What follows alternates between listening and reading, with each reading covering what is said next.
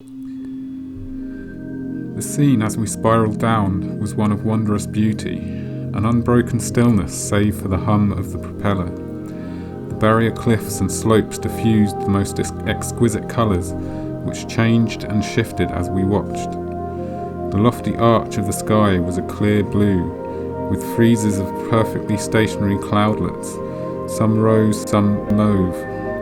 A few icebergs glittered on the sea, washed with gold, and in the west a range of the most beautiful mountains I have ever seen lifted purple peaks in tantalizing mirage. A trembling, impermanent delicacy had taken full possession of this rugged immensity of ice. How still, how lovely, how perfect! One could understand after this why Scott, Morton and Shackleton returned to this continent. The shock of the skis on the snow was an alien note of snapping the thread on which the spell hung suspended. Now we hustled. Nature, after begrudging us our needs so long, relented a trifle, and during the flight sped out the ice between the ships and the low barrier until only a few hundred of ice remained. Our hours of ramming with the city had not been wasted. Captain Brown brought the bowling into action, and with the aid of her sharp steel prow and superior horsepower, she attacked the remaining ice and sheared off 150 yards of it.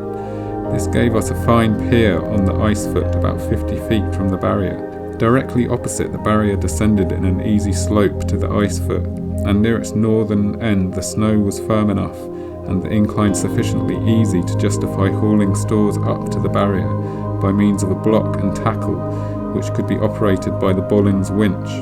To the right and left the barrier rose steeply to the heights of 60 feet or more. This place was exactly suited to our needs. We were then only 5 miles by trail from Little America. Unloading operations were resumed at once.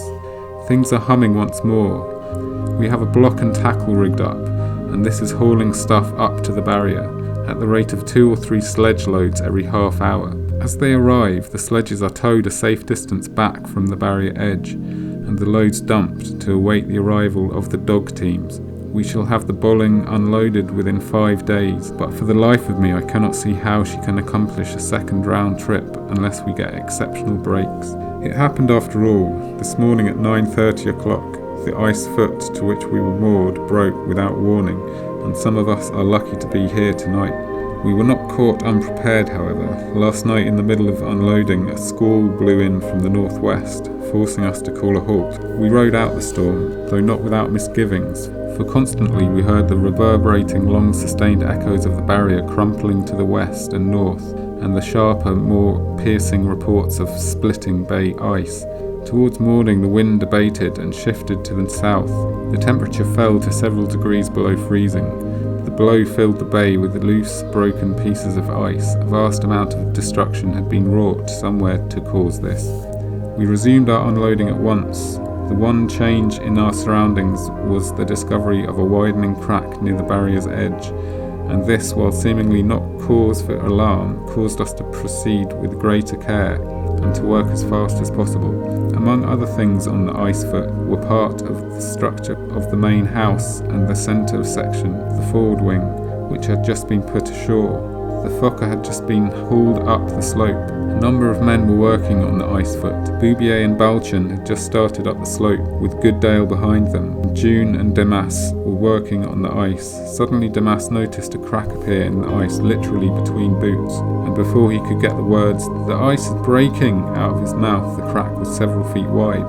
How things flew then. The crisis came in an awful silence. The silence was the most striking thing about it. Without so much as a groan, our dock split open near the barrier's edge, and then the whole area rose and swayed and disintegrated before our eyes. Then Gooddale fled, racing down the slope, yelling at the top of his lungs. The entire slope fell like an avalanche into the sea. It tore out part of the barrier, and the ice foot broke into 3 huge pieces, riven by cracks that ran parallel to the barrier.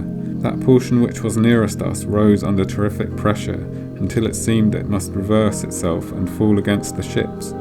Brown's whistle piped shrilly, and all hands were ordered to don lifebelts and shift the lines, holding the bowling to the barrier. When this strain was relieved, the ice settled back into the water, and the imminent danger passed. The centre section of the ford lay on the broken fragment nearest the barrier, and this floe was tilting more and more as the crack between it and the ice nearest the ship widened gradually.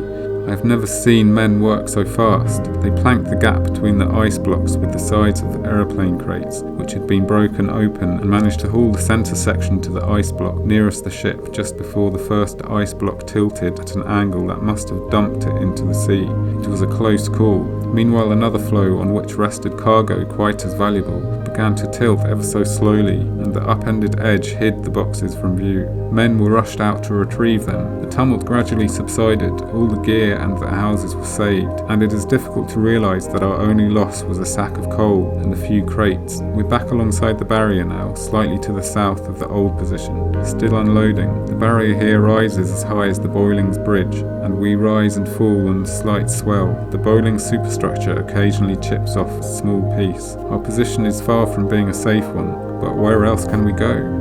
We are racing to get the fuselage of the Ford unloaded. A block and tackle has been rigged, and stuff is going ashore at a furious rate. As the supplies accumulate, we are moving them about 100 yards inland from the barrier's edge, where the dog teams can pick them up later. We are simultaneously discharging from the bowling to the city. I do not care to have the bowling remain in these dangerous waters any longer than is absolutely necessary. The bay is simply full of broken packs and small bergs.